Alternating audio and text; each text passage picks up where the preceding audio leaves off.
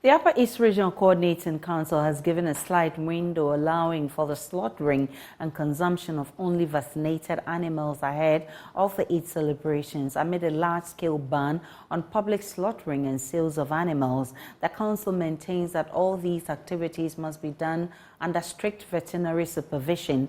In a statement issued on Monday, the Coordinating Council has allowed the transportation of animals from neighboring countries through the region. We'll hear from the Regional Minister, Stephen Yakubu, shortly. But first, James Savaji has been looking at this statement. He joins me with more. James, what does this window mean vis-a-vis the sustained ban?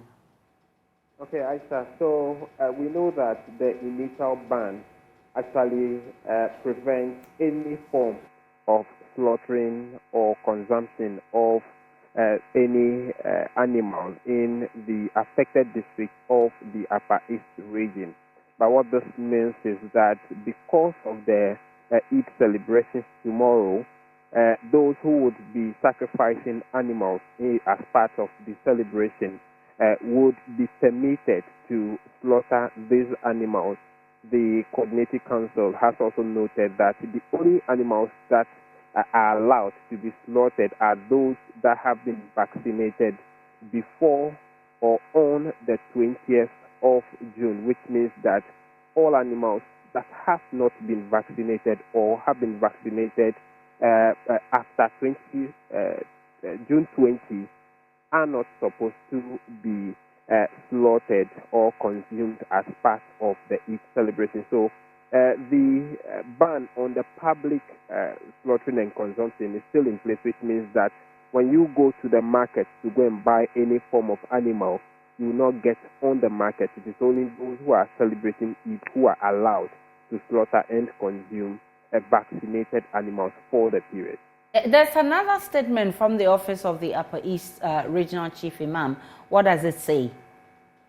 So that statement actually is in a way corroborating what the Regional Coordinating Council is saying. The statement is actually giving a 7-point guideline that all Muslims need to follow in this, and it says that, quote, all households within a community should arrange all animals expected to be sacrificed at one place and seek the help of veterinary officer to inspect them before and after the sacrifices. It continues that all animals intended to be sacrificed should be bought and kept at home for at least 3 days before the Eid al-Adha, so as to be able to detect any symptoms of an infected animal.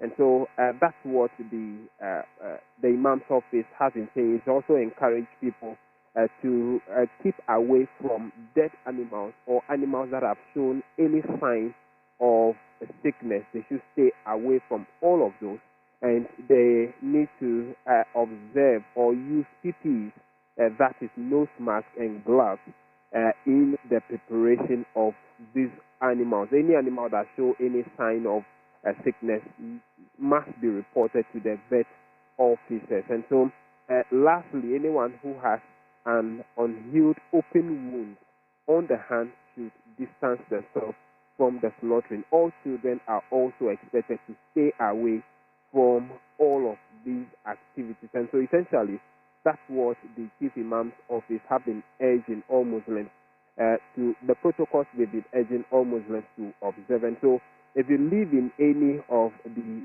zangos or any community that is slaughtering tomorrow or sacrificing tomorrow, you are all expected to bring all these animals together in that zango, and then a veterinary officer is supposed to inspect and certify the animals before you go ahead with the slaughtering as part of the celebration. We can now listen to Mr. Stephen Yakubu, who assures that the decision was taken after careful consideration of all potential health implications, as he urged residents to observe the guidelines. You know, we have been vaccinating for a very long time now. And therefore, if you look at the gestation period of the anthrax, as you have rightly mentioned, and you look at new occurrences, in fact, we've not had any positive occurrences of anthrax for a very long time. I think it's even more than 2 weeks now that we have not had any new anthrax case. So that informed us. Remember, these were people who are very, very well seasoned veterinary doctors in the region, and therefore, whatever decision we have taken, we think that it is safe, and we think that people should just abide by it, and everything will be fine. Should these certified slaughtered animals be sold to the public? Well, we are not supposed to be selling the meat to the public.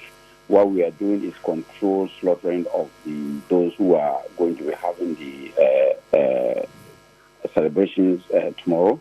And you know what usually they do, they will usually give some of this meat to their friends and all that.